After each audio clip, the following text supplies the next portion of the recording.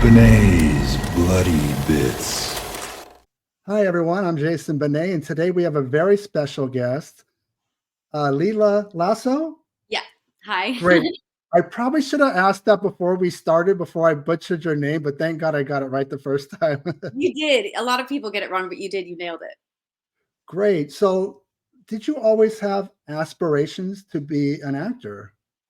You know what? I always wanted to. Yeah, I did. I remember being really young and really hoping I would just wake up a famous actress and just have, be like the Olsen twins because that's what was popular at the time. But I always wanted to. I just didn't think it was attainable.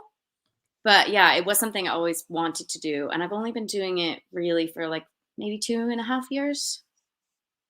In that short period of time, though, you've done a lot of films. Like, what was the first project or that kind of got kicked the doors open for you? Well, I would say so.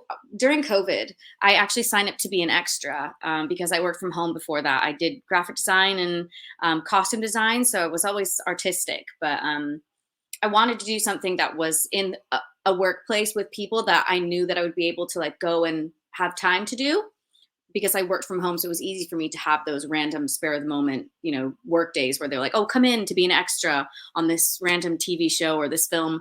So I signed up to do that. And I showed up to set one day and this woman came up to me and she said, "You're playing Danielle, right?" And I was like, she can't be talking to me. I'm just here to be an extra. There's no way. And she was like, "Yeah, no, you're Danielle." And I was like, "Oh my God. Okay." And I ended up getting an IMDb credit for it. And it's a TV series here in the UK called London Kills. And it's basically like one of those cop shows where every episode has a different main character and a story based around them. And I was that main character's like love interest. So it wasn't too big of a role, but it was big enough to like give me a credit on IMDb and a credit in there. In the show's credits. So that's kind of what started me from there. And I started looking around for things and then I got into the horror genre because I had the one credit. So somebody else gave me another opportunity. Did that first lead to Dragon Fury, which is obviously more fantasy? Actually, Dragon Fury was the second one I ever did. The first one I ever did was the Loch Ness Horror, I think that's what it's called now. It had a different name when I first shot it, but it was the Loch Ness monster film that I did. And then right off the back of that, like in the middle of filming that, my character was done with the scenes that they needed. So I went with those same directors to a different shoot from the same producers, which was Dragon Fury. So that's crazy. And then you're going to a snake hotel. I mean, so this is all happening really quickly. Are you like so excited that you don't even notice what's going on as far as you're just kind of like running around and it's exciting and new? Yeah, it was very exciting and fun. Like when I was given the opportunity, when I was asked by Scott Chambers, or he's also the main character in the newest film that I did, which is Winnie-the-Pooh 2. He's the one who produces a lot of these films. And when he gave me the opportunity, I was so excited. I couldn't believe it. And I think it was just those two right off the bat. And then I got really ill. I got COVID. One of the sets, we all got COVID. It was actually on Dragon Fury. So I waited a year actually until I did another film with them. So almost a year, like about 9 months. And then he asked me if I wanted to do another one. And I was like, yeah, yes, I would. I'd love to be. That was Three Blind Mice. And then from there, it kind of went.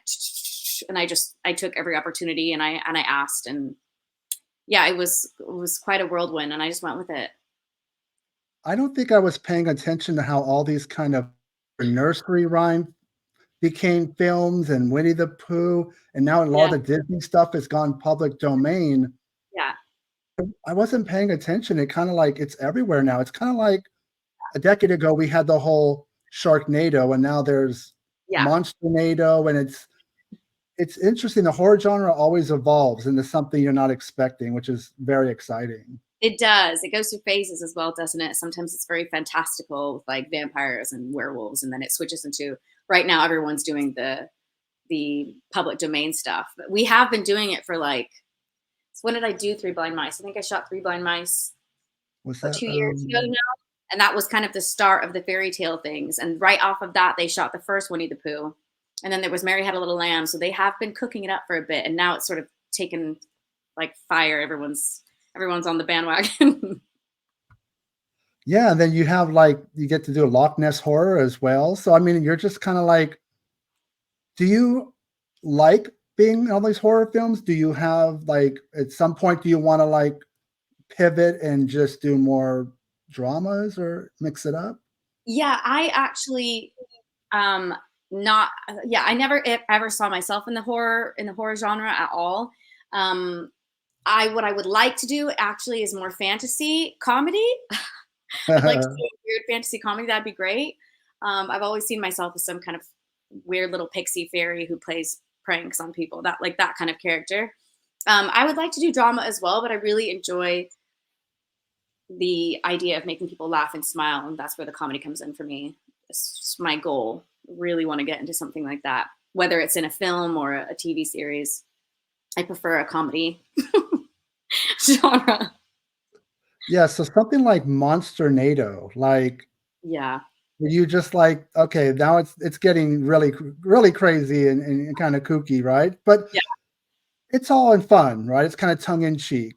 It is. It is very tongue in cheek, and it's a lot of fun though. Some of them do end up being a bit comical, don't they? In the end, like with some of the things that the characters are saying, or that the characters are doing, or how you're having to react to something. Like it's been working. It's headed actually toward that comical route than it has been in the past with some of the other stuff I've done. Well, if you go into a movie called Monsternado with a straight face, you're guaranteed to be disappointed. I mean, Yeah. I think horror fans are savvy enough that they get it, what they're getting into. Yeah. So I find it interesting. Like, do you pay attention to reviews of You know what? I actually do read them. okay, you're Yeah. brave. I do. Yeah, I get a good kick out of it, if I'm honest. I mean, everyone's opinion. It's whatever anybody wants it to be, and I don't. It's not something I get offended about. Like if they're just really upset about it. I have read some things that could be offensive. I don't take it personally because I've been there and I've seen a film where I'm like, I didn't like that. That didn't do it for me, or whatever. I mean, it's cool. I mean, I like that we're in the age of the internet and social media and TikTok and YouTube, but I really find it bothersome that like something like Rotten Tomatoes is considered like I don't know. When I watch films, I never base it off of what other people think because Yeah. I'm watching it for myself. So Yeah. it kind of concerns me when people are like, "Well, I'm not going to watch that because the Oh. Rotten Tomato score is this," and I'm like, "Well, that doesn't. It might be your favorite film. You just don't know until you watch it." Yeah, no, that I agree with. I read them out of curiosity what people think about the films that I've been in, but reading a review about a film would never stop me from watching it myself and making my own opinion on it. Yeah, it's just I don't know. It's like I'm just the opposite. I'm kind of rebel in that sense. It's like Yeah. actually when people trash a film, it makes me want to watch it more because generally when people love something, like The First Omen got a lot of great reviews, and I watched it on I think Hulu, and I was like, Yeah. it was okay. But then somebody could, you know, go off on a film, and I'm like, oh, I'm probably going to end up liking it. Usually that's the way it is. I Yeah. guess I don't like it when reviewing becomes a popularity contest and we all have to agree that it's good or bad. It's like, let's just kind of Yeah. watch it for our own, Yeah. enjoyment. Exactly. If you like it, you like it. If you don't have to watch it again. So then now something like, okay, you got the creature features going, you got Crocodile Swarm. Yes, Crocodile Swarm, yeah. So I love creature features, even if it's, and I'm assuming, there's gonna be a little bit, there's gonna be CGI. Unless you Yeah. want your actors in harm's way with real crocodiles. I don't know how else you do it. Yeah. We filmed in this place in England in the south somewhere, and it's caves, and we were actually in the cave, so weren't any crocodiles there, but they're really, really old and very creepy, and the water was freezing. We did actually like swim in them. But there weren't any. Yeah, it's CGI. The crocodiles are not real. So you're in freezing cold water. Did. I'm a warm person. I'm a California guy. Every time I watch a movie now or whatever, and I see people in a lake, and I'm like, it's probably freezing. We just don't know it. Yes. Like I don't do well with the cold. I mean, you used to be in the States, now in the UK. You're in the UK. Are you okay with cold weather, cold No. water? Mm-mm. No, not at all. No. I'm actually from California. I'm from Los Angeles originally, and Yeah. I don't fare well in any kind of cold weather at all, at all. So it's not the easiest being this like north, but it has its moments. Like today's really nice. It's about 80. So now that you're, over the pond, how is it getting roles? Are you getting more work over there, or are you kind of going back and forth between the States and United Kingdom? Well, I actually started acting in the UK. So I've always gotten my work here, and it hasn't stopped me at all. In fact, it's been the opposite effect because I have my native accent of a North American. So it's helped get me a lot of the jobs that I did. I was in Batman, for example, just because I had an American accent, whether or not I spoke. They just wanted somebody there, and that was just being an extra. So since then, I've gotten lots of different like opportunities and auditions and roles and stuff. It hasn't really stopped. I think I'd have a more difficult time being in the States, if I'm honest, because I'm competing with Hmm. people who might look similar to me and sound similar to me, maybe a bit more so than I would being over here. That makes sense. Like you stick out in the crowd being in the UK because they're like, we want people with the American accent. Yeah, Or yeah. It's are working for me here. Yeah. are you able to do a British accent? If they ask you, or are you going to sound really forced? Or No, no. Okay, I did have one agent who was dying for me to get one. She said, "You really just pick any British accent. It could be Irish, could be Northern, could be Southern." And I was just like, I I don't feel confident in it, and I can spot someone a mile away when they're faking one. Like on any TV show or anything, like even if it's just the smallest word, I can tell. So I'm very finicky about how I sound. So I won't do one because I feel like that's not why they should be wanting to represent me. They have the whole of the UK to sound like the UK. yeah, So I don't feel like I'm very good at it either. But I can't. I would say no. I'm bad at it. you said you were a background person in the Batman, the recent movie. Yeah, I was a news reporter. I did have one line. I don't know if they used it or not because I haven't actually seen the film, but I did say something to the mayor at the end. Do you have any footage of the killer? I believe was my line. But So yeah, that's I was in it. Yeah. the Robert Pattinson one. Yes, yes, yeah. Even if you're in it for 1 second and say nothing, that's Yeah. still very cool, and that's a huge film. And Yeah. that's Yeah. It was exciting. Batman's probably my favorite. I like Marvel, but DC, he's my favorite. I like Batman. I've always liked Batman, but yeah, so that was a really cool moment for me to do that. so you're more, you said DC than Marvel. No, If I'm you're like, more Marvel, but I think Batman's my favorite from DC. So yeah. so if you can, Marvel's kind of slowed down this year. I know they cranked out a bunch of films last year, but if you can be in one Marvel franchise, which one would it be? Well, I have been in Marvel already. Oh, Um, see, yeah. I'm learning. I didn't do my homework as well as I thought I did. Well, these are extra things. So like, just before I started becoming like, smaller roles or even lead characters, I did do lots of extra work. So I've done quite a bit of stuff, and I was in the second Venom, Let There Be Carnage. Oh, I actually like that one more than the first one. Yeah, there's a scene where there's like a Halloween party and everyone's like dressed up and it's like really crazy. And I don't know if you remember. I don't think it's that long of a scene, but I'm in that. I'm in that scene. I'm standing right in front of him when he's on stage, but I don't know that you can. My face is painted. I look like a completely different person. I think that's where Venom's like dancing, right? Yes, Like yeah, it's a he part. like mic Got drops. you. Yeah. So you've already covered both. Well, now what about like a upcoming Marvel? Is there like another like Avengers? I know Fantastic Four. They're talking about finally getting that off the ground. I mean, I'd really like that. I would really like that. God, honestly, I would take. I don't have a preference. I would love to be in any of them. I would love to have like a bigger role in any of them. Yeah. I don't think I would be picky about a choice at all. so that no, but that's cool that you're open minded to anything, Yeah. including Dinosaur Hotel 3. Oh gosh. Was okay. Was there a 1 and 2 that I just missed, or or did they just go right to 3 like as a joke? There was a 1 and 2. They're a lot older, and I was actually not supposed to be in that. But we were filming two films right next to each other inside the same location during the same time. And they asked me to be in that while I was on that set, on the other set. I was filming Snake Hotel when I did that one. Yeah. So there is a 1 and 2. I haven't seen them. I know that the idea is basically what the Snake Hotel film was, which is kind of like a Squid Games premise where, you get locked into a, place and people are watching you.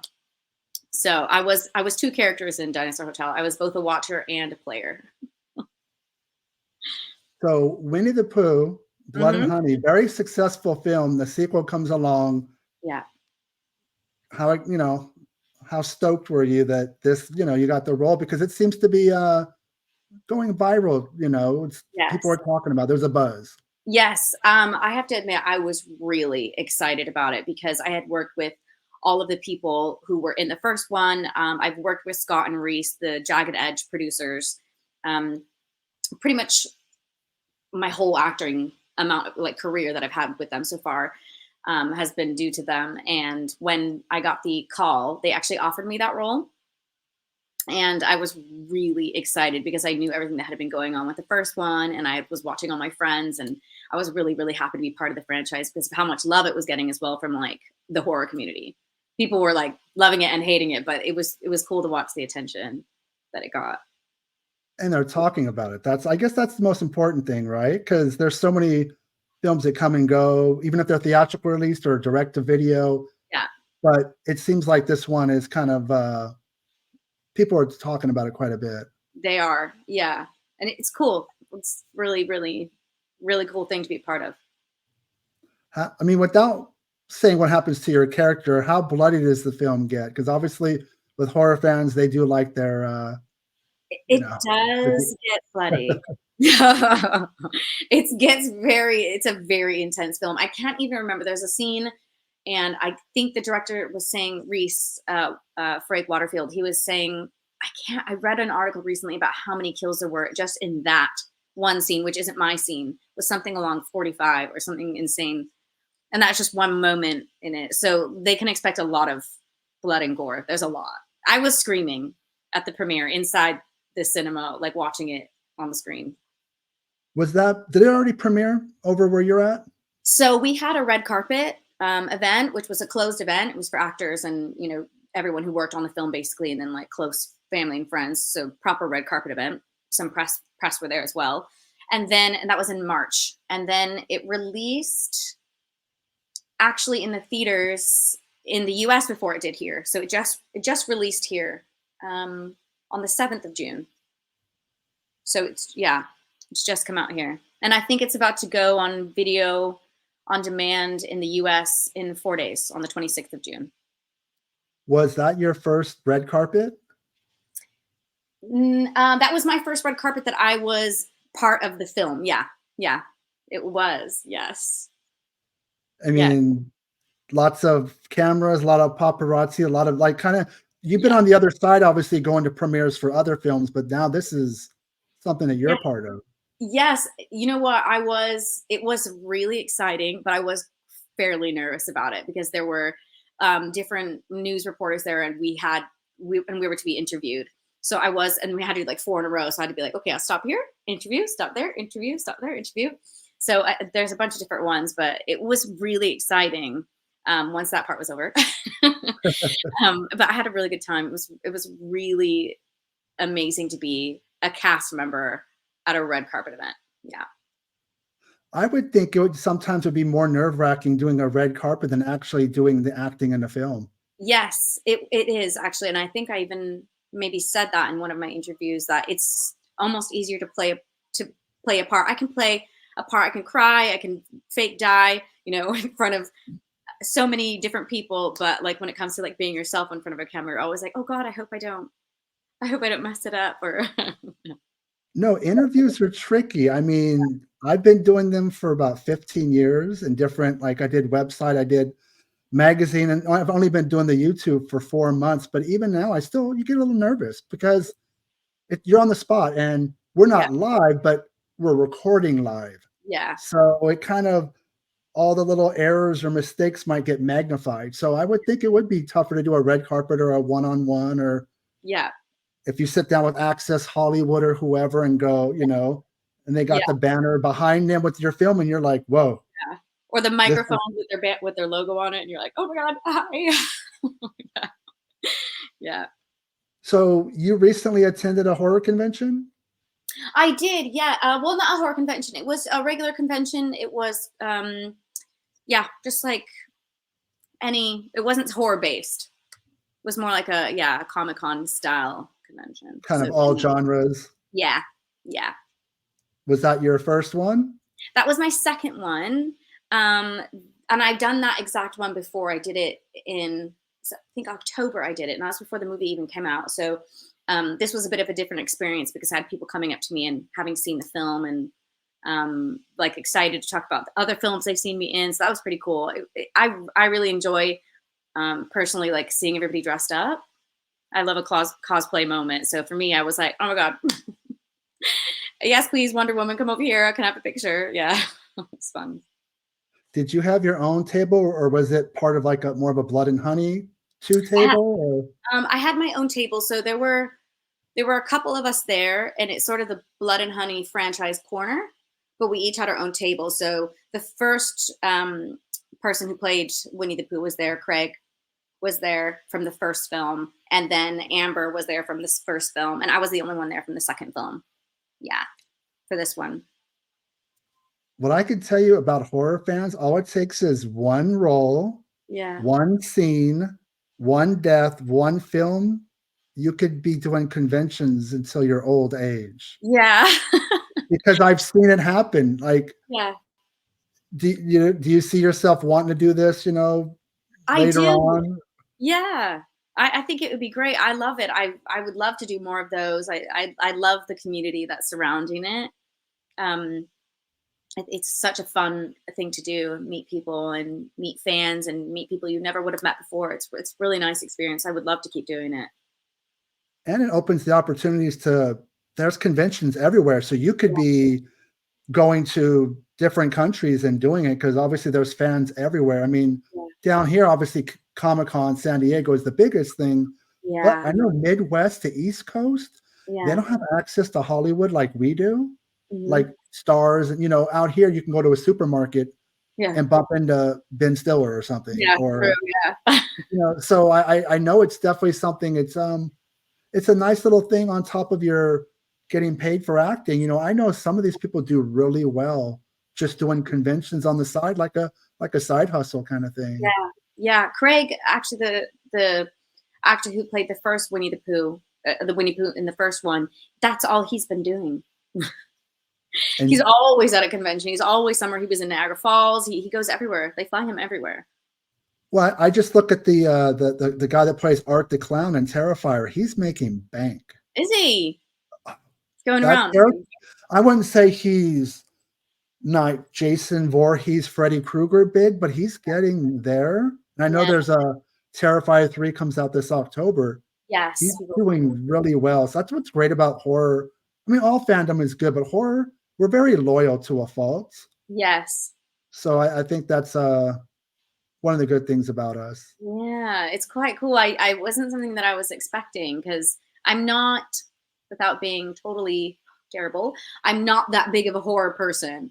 Like, I don't watch a lot of horror films. I don't know too much about horror. So being in them, I was always curious what people were going to think about some of the stuff we were doing, but getting to know everybody, it's so very close-knit and very supportive. It's really nice. And you don't have to be a horror fan to be in them. It's not like a prerequisite. Like, because to me, not everybody likes horror. It's like some people like roller coasters, some people don't. True. I like roller. Can you talk about any projects that, I know you're probably still very busy, what's coming soon? I believe there's some snakes on a plane of some sort of film. Yes. So Snakes on a Plane, not snakes, Spiders on a Plane. Spiders on a Plane just got released in the UK. I don't know if it's been released anywhere else yet, but it's on Amazon Prime. That was one of my favorite characters I've ever played. I'm a lead character in that. My character's name's Gracie. She kind of looks like Wednesday Addams, is a little bit goth, a little bit punk. but super fun role. That was really fun. It's a horror, but it is a comedy horror, that one. It's very kind of like 80s comedy horror. So, but Yeah, it, I got my Samuel L. Jackson stuck in my head with yeah. snakes on a plane, Yeah. spiders on a plane. Yeah, spiders on a plane. Yeah. That was really fun. That was a really fun one to do. So that one's coming. That one has just come out here. I'm not 100% sure on when it's to be released anywhere else, but if it's not already on Amazon Prime, everywhere it should be. And then the next thing that I've done, so this is a bit of a different role for me. I actually was the costume designer for the newest horror film of this franchise coming out, which is Peter Pan's Neverland Nightmare. And we spent a lot of time on the road, running around all different parts of the UK, and we just wrapped on that about a week and a half ago. Did you want to get into costume designing? How did that happen? Yeah, so before I was acting, I was doing some costume design. I have a little side business where I like make burlesque costumes. And when I met Scott and Reese, I did say like, hey, if you ever need a costume designer, just I'll be here. And instead of asking me to do that, they asked me to act, which I was very glad to do because that was my goal in the first place. But he did ask me this time if I still wanted to do it. There was a certain scene for the film that he wanted me to do some sort of like more showgirly type things for. And so I said I would do those. And I'm also small. I make a small cameo in it as one of the showgirls. But then he told me that he actually wanted me to do the entire film. And I said that I was up for it. And I really enjoyed doing that. I want to focus on acting, but I did enjoy that. Yeah. So you were being smart and networking within the film, because I would think that would be something you would do in a nice way. You just kind of like, hey, yeah, I want to do more. I like acting, but maybe I can do this or that. And what better than talking to the production crew who they usually go from one film to another and open up, broaden your horizons as far as what you do. Exactly. So yeah, I did. I just kind of was like, just keep me in mind if you ever need. So If there was one director working today you could work with, who would it be? Oh, I really want to be in a Tim Burton film. You said you were recently a goth character. Maybe Beetlejuice 2 would have been pretty damn cool. Yes. Or hopefully they don't wait another 30 years or something to make a third film. But I hope not, because I want to be in the third one. Yeah, no, he's my favorite. I grew up on, like, I don't know how many times I watched Beetlejuice and Edward Scissorhands. Like, I'm that girl. I love those films. So for me, I would love to be in one of his films. He doesn't stop working. I know. Like he's been doing this since what, mid 80s. Pee-wee's Big Adventure. I know he came from the Disney background. And he's worked with them again over the years, but he just kind of reinvents himself, always doing different things. Yeah. So hopefully I fit into that new workout round that he's doing, or whatever film he's thinking about. I'd love to. So where would you like to be in a perfect world in 5 years? What are you doing? What's going on in your career? I would love to have, I would say even sooner. I would say in 5 years' time, I hope it's a little bit more established than what my goal is. But my goal at the moment is to get, I love doing film. I love doing movies and things like that. But I would love like a TV series. I'd be really happy with a TV series, lead character in a TV series, or something like that. I'd love to do that. I would also still like to have my costume design thing going on, but I think I would like to be the one who sort of comes up with the ideas, breaks down all the characters and decides on what they would look like, and then have like a group who helps me sort of go on to set and then make those things happen. So I still like to design, and that's what I would like, I think, at that time. Yeah. Where I'm focused on my acting, but I still have that. Because I still like to do that. So. And then TV is so huge. It's not the way it was 30 years ago. I mean, no, exactly. I mean, with Netflix and Amazon and streaming and it's weird. I hear a lot of people like kind of talk bad about the streaming, and comparing it to the theatrical experience, and maybe it's changed the landscape. Yeah. But for me as a fan, I'm just happy it actually opens up more movies and more television shows. I know there's this weird kind of like theatrically is not doing like it used to. Yeah. And I'm not sure if that's post-COVID or TV didn't used to be like this. You didn't used to get A-list actors doing TV like you do now. Yeah, that's true, isn't it? Yeah. You do that. You're right.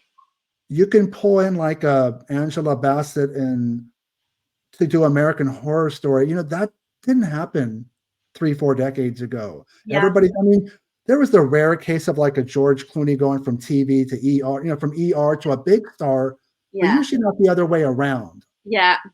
I just think it's a good thing that we have all these different options. I know that streaming numbers are all over the place with the studios because they're all trying to be Netflix. Yeah. And I don't know if it's working for them. And I know that theatrically the movies are going out and like 2 weeks later. Yeah. You can buy the digital. So you're kind of, I think they need to redo the strategy and kind of force people to go to the theaters or just make them wait a little bit longer. Yeah. I find myself going, well, if I wait 3 weeks, I can stream it on Peacock or whatever. Yeah. Yeah. I think you're right about that. They probably should. Yeah. So where can people find you on the internet? Do you have a website, social media? Social media, I'm very big on my Instagram. I'm always on Instagram. I'd say that's probably that's my best like social area. Yeah. Instagram. Best place to find you? Yeah, best place to find me would be Instagram. Yeah. Well, thank you for coming on. I appreciate your time, and best of luck at the new movies, Peter Pan, Winnie-the-Pooh, costume designing. I have a feeling you're going to keep doing this for a while. I don't think you're going to go away anytime soon. Not planning on quitting. Thank you for coming on. Thank you for your time. I appreciate it. Thank you so much. This is really nice. Thank you. You're welcome.